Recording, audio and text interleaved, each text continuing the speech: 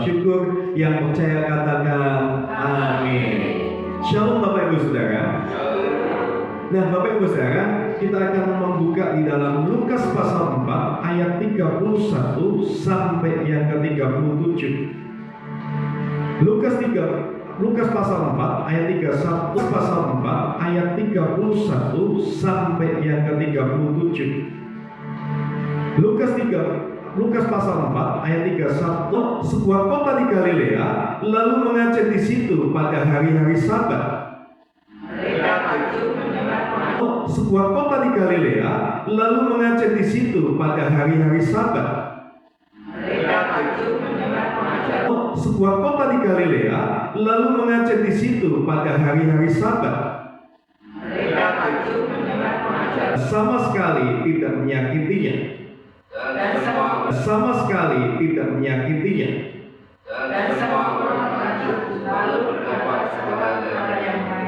Sama sekali tidak menyakitinya.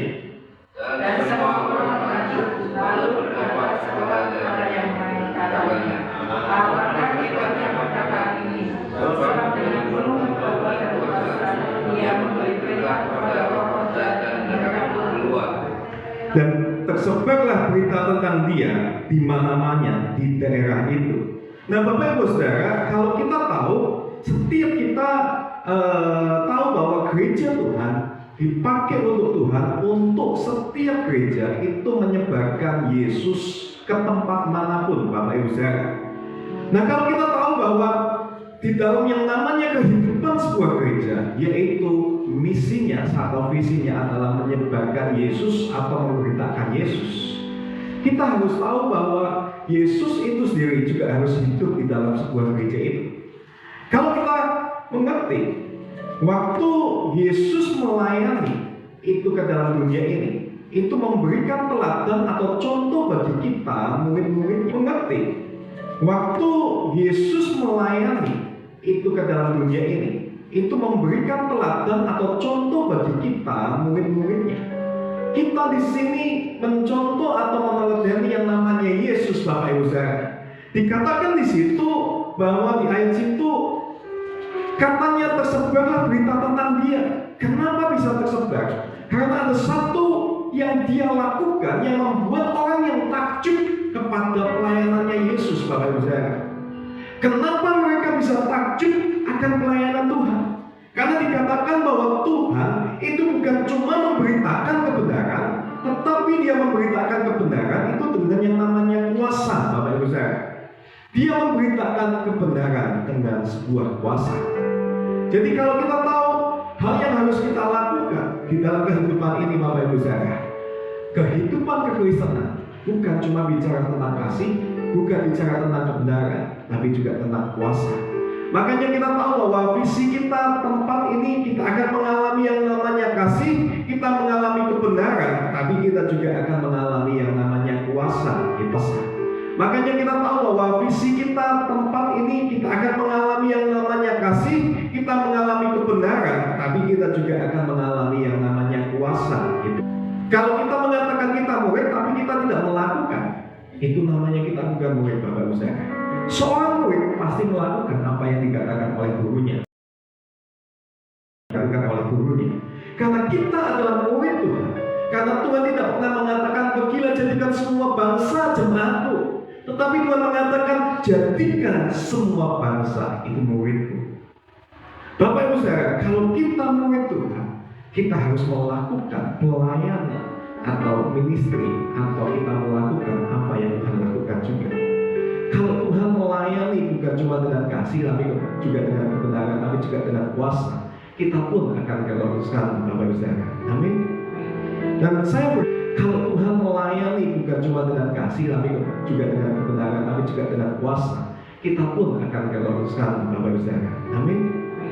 Dan saya berharap setiap jemaat kita menyembuhkan orang sakit, membangkitkan orang mati, tahirkan orang dusta, dan usir setan-setan. Terkadang di dalam pelayanan-pelayanan yang ada, kita cuma sekedar melayani, tetapi Tuhan menginginkan setiap kita melayani dengan yang namanya kuasa Bapak Ibu Saudara. Nah, kita mau lihat saat ini Bapak Ibu Saudara, Kalau kita seringkali ada banyak kesalahan-kesalahan yang kita lakukan di dalam yang namanya mendoa. Nah, kita mau lihat saat ini Bapak Ibu Saudara. Kalau kita seringkali ada banyak kesalahan-kesalahan yang kita lakukan di dalam yang namanya mendoakan. Nah, kita mau lihat saat ini Bapak Ibu Saudara. Kalau kita seringkali ada banyak kesalahan-kesalahan yang kita lakukan di dalam yang namanya mendoakan. Yesus memanggil ke-12 murid dan memberi kuasa. Yesus memberikan kuasa Bapak Ibu Saudara. Memberi kuasa kepada siapa? Kepada mereka, para muridnya. Setiap kita orang percaya, Tuhan sudah memberikan kuasa.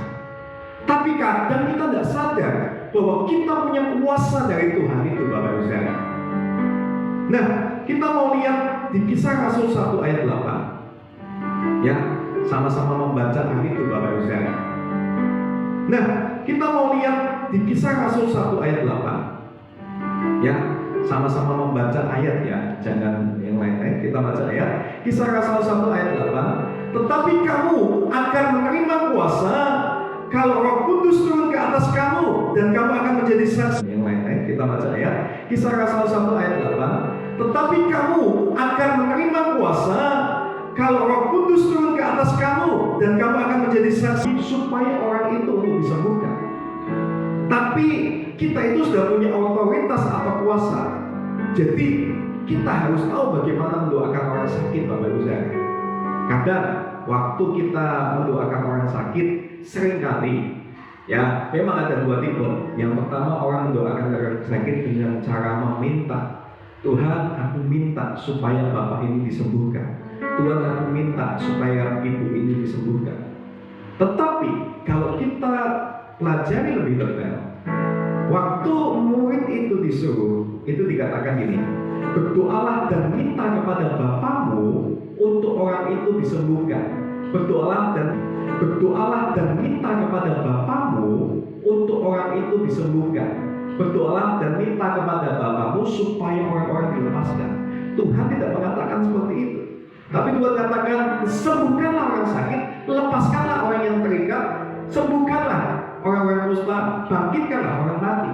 Jadi otoritas itu sudah ada di dalam diri orang percaya yang dipimpin oleh Roh Kudus, dan kita tinggal pakai otoritas itu Bapak Ibu Saudara. Otoritas itu sudah ada di dalam diri orang percaya yang dipimpin oleh Roh Kudus, dan kita tinggal pakai otoritas itu Bapak Ibu Saudara. Kita tidak perlu minta lagi di dalam diri orang percaya yang dipimpin oleh Roh Kudus, dan kita tinggal pakai otoritas itu Bapak Ibu Saudara. Kita tidak perlu minta lagi dalam konteks kesembuhan, dalam konteks kelepasan. Dalam konteks doa ini, kita tidak perlu meminta lagi kepada Tuhan. Tetapi dalam konteks ini, kita sudah diberi kuasa. Karena Roh Kudus ada di atas kita, kita diberi kuasa. Konteks ini, kita sudah diberi kuasa. Karena Roh Kudus ada di atas kita diberi kuasa, dan kita tinggal menjalankan otoritas itu. Bapak Ibu Saudara. Kembali kepada tadi yang saya katakan bahwa kalau kita itu orang-orang Kristen yang kalau kita itu orang-orang Kristen yang kita di sini, kalau kita tahu bahwa kita murid Tuhan, otomatis kita juga akan mencontoh Tuhan. Nah, kalau tadi kita membaca di ayat-ayat yang tadi Bapak Ibu Saudara, tidak usah dibuka masalah ayatnya yang tadi saya bacakan aja tadi ayat. Nah, kalau tadi kita membaca di ayat-ayat yang tadi Bapak Ibu Saudara, tidak usah dibuka masalah ayatnya yang tadi saya bacakan aja tadi ayat-ayat Tuhan itu dikatakan penuh kuasa dan lain-lain. Setelah itu di ayat berikutnya itu Tuhan itu menyembuhkan waktu Simon Petrus. Pada waktu menyembuhkan Simon Petrus, Tuhan itu menghadik demam itu. Tuhan tidak berdoa berikutnya. Itu Tuhan itu menyembuhkan waktu Simon Petrus. Pada waktu menyembuhkan Simon Petrus, Tuhan itu menghadik demam itu. Tuhan tidak berdoa kepada Bapaknya, Bapa sembuhkan orang ini. Tapi Tuhan langsung menghadik. Karena apa? Karena Tuhan punya kuasa. Tapi Tuhan langsung menghadik.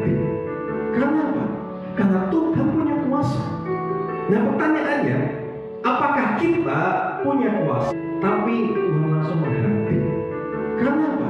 Karena Tuhan punya kuasa. Nah pertanyaannya, apakah kita punya kuasa? Bukanlah orang sakit, bangkitkanlah. Bukanlah orang sakit, bangkitkanlah. Sebelumnya, Kisah Rasul. Tetapi Petrus berkata, emas dan perak tidak ada padaku, tetapi apa yang kupunyai kuberikan kepadamu. Demi nama Yesus orang Nazaret itu, berjalanlah. Petrus tidak berdoa seperti ini, ya Bapa sembuhkanlah orang ini. Tapi Petrus ngomong, demi nama Yesus. Tidak berdoa seperti ini, ya Bapa sembuhkanlah orang ini. Tapi Petrus ngomong, demi nama Yesus, atau kalau kata kita dalam nama Yesus orang Nazaret itu, berjalanlah. Dia langsung ngomong kepada sakit penyakitnya, demi nama Yesus, atau demi nama Yesus, atau kalau kata kita dalam nama Yesus orang Nazaret itu, berjalanlah. Dia langsung ngomong kepada sakit penyakitnya itu, ngomong yang seringkali terjadi kesalahan dalam kehidupan kita. Memang konteksnya kayak gini Bapak Ibu saudara. Orang-orang yang berdoa meminta untuk kesembuhan itu lebih aman. Karena kalau kita mungkin Tuhan berdoa di dalam nama Tuhan Yesus, aku minta supaya Tuhan untuk kesembuhan. Itu lebih aman. Karena kalau kita mungkin Tuhan berdoa di dalam nama Tuhan Yesus, aku minta, memang mungkin kita yang malu,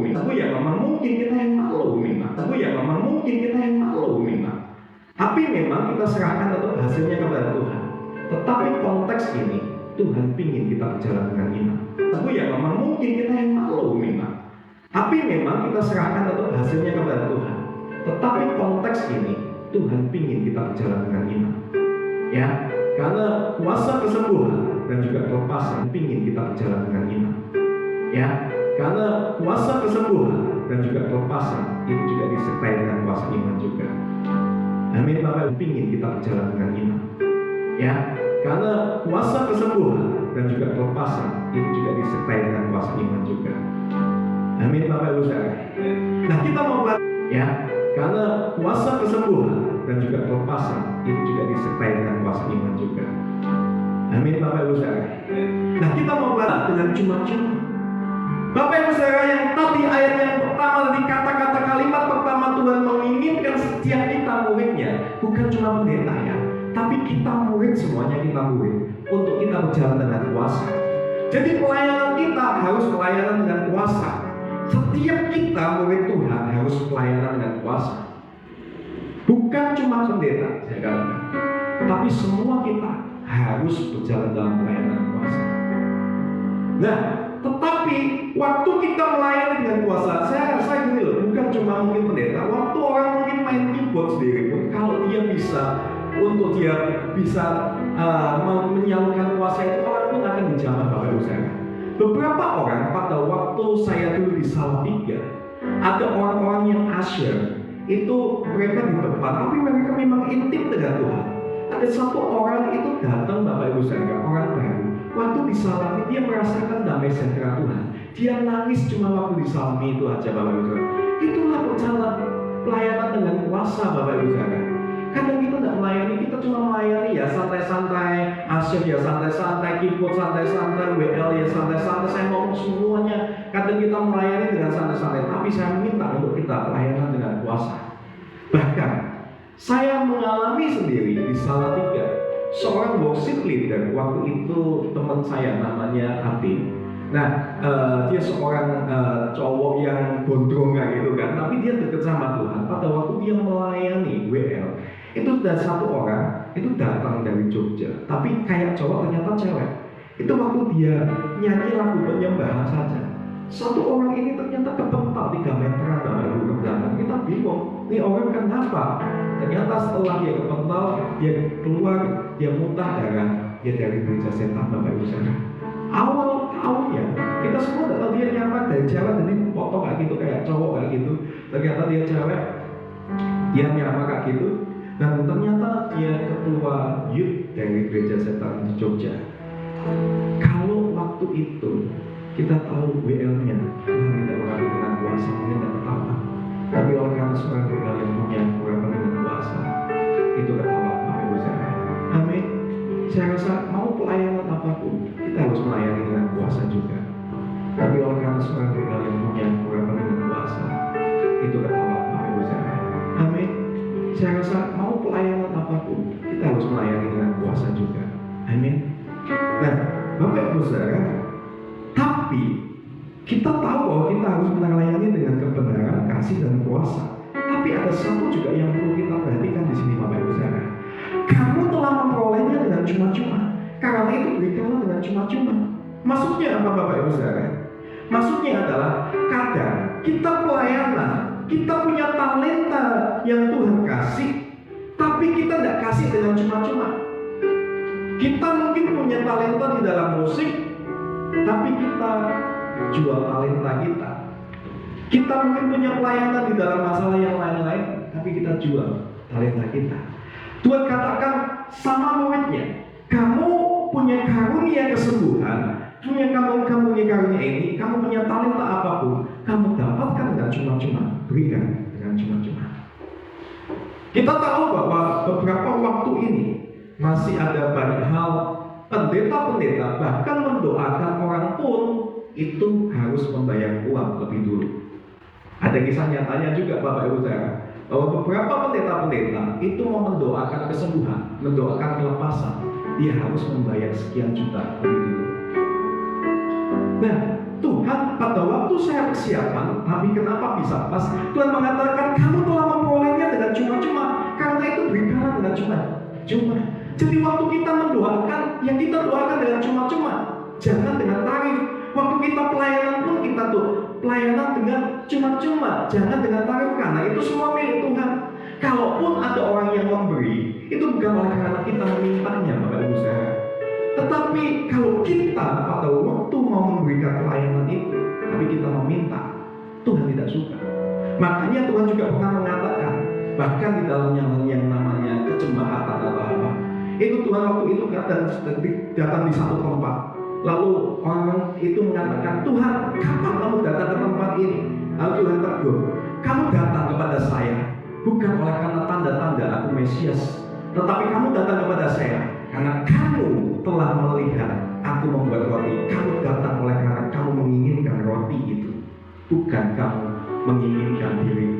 Kamu datang oleh karena kamu ingin mengalami yang namanya mungkin roti ini, mungkin hal-hal yang ini. Beberapa banyak kadang, Bapak Ibu saudara, saya percaya jemaat di tempat ini dengan kadang ada orang-orang yang datang ke gereja cuma karena pingin mungkin sebuah fasilitas, karena datang ke gereja karena mungkin pingin yang namanya maaf bantuan atau apapun, Bapak Ibu saudara. Tapi Tuhan pernah menegur itu. Kapan kita akan membahas bahwa Tuhan mengatakan, kalau kamu tahu bahwa kamu datang, carilah roti yang hidup itu, bukan roti yang aku buat dari mujizat. Karena waktu itu Tuhan setelah membuat 5 roti dan 2 ikan itu mujizat, orang-orang itu pada datang.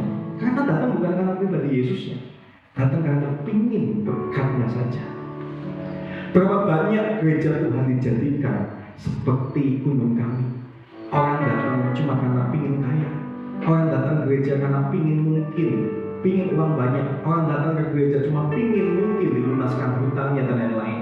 Bapak Ibu saudara, gereja Tuhan bukan gunung kami.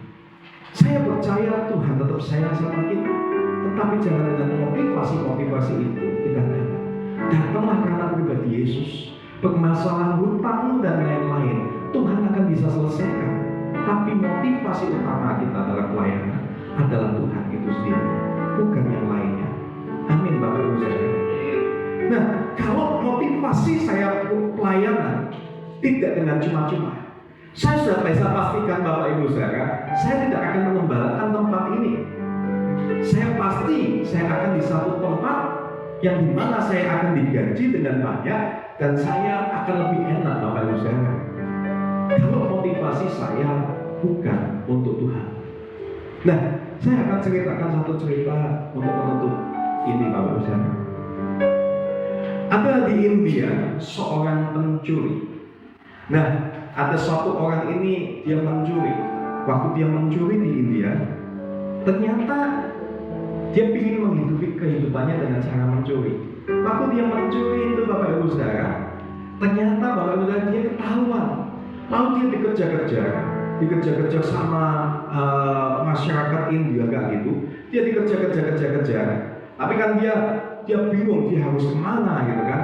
Dia masih pakai topeng, pakai kamar semua. Dia lari.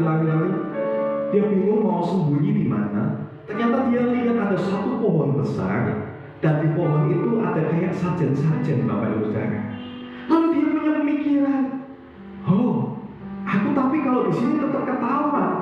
Langsung dia punya pemikiran, langsung dia lepas topengnya dan semuanya itu Bapak Ibu Saudara. Dia punya pemikiran, aku mau jadi petapa saja. Di pohon yang besar itu karena ada sajen-sajennya, dia gayanya dia jadi petapa Bapak Ibu Saudara.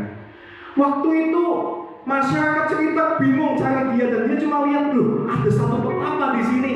Lalu si masyarakat itu mengatakan sama petapa itu, yang pencuri yang jadi petapa itu, mereka ngomong, Bapak tahu nggak pencuri di sini? Wah, kenapa? Kamu ingin tahu di mana? Iya, saya ingin tahu. Nanti saya doakan, saya akan bisa cari tahunya. Lalu setelah itu karena masyarakat di sana, memang masyarakat di India itu kan sangat-sangat mengagumi yang namanya petapa. Lalu mereka bawakan makanan, mereka bawakan semuanya di situ. Bahkan setelah itu si pencuri yang nyamar jadi petapa itu dikasih macam-macam Bapak Ibu Saudara. Lalu akhirnya dia menyamar dari petapa, dia memberkati dengan air suci. Dia bergayanya mendoakan mereka, memberkati mereka. Semakin senanglah si masyarakat di India sana Bapak Ibu Saudara, karena merasa diberkati oleh seorang petapa. Lalu si petapa itu diberikan harta macam-macam Bapak Ibu Saudara, karena mereka merasa diberkati, didoakan oleh seorang petapa, seorang yang petapa yang mungkin seorang guru spiritual. Lalu si pencuri yang menyamar jadi petapa ini, dia memikirkan dalam hidupnya, waduh, tahu gak gitu, ngapain aku jadi pencuri? Aku nyamar jadi petapa aja sudah enak, nggak dikejar-kejar, dipuja-puja, malah dikasih umat, dikasih makanan, dikasih adat-adat mereka. Bukankah ini lebih enak? Bapak Ibu Saudara, berapa banyak orang-orang yang nyamar jadi pendeta hamba Tuhan seperti pencuri ini?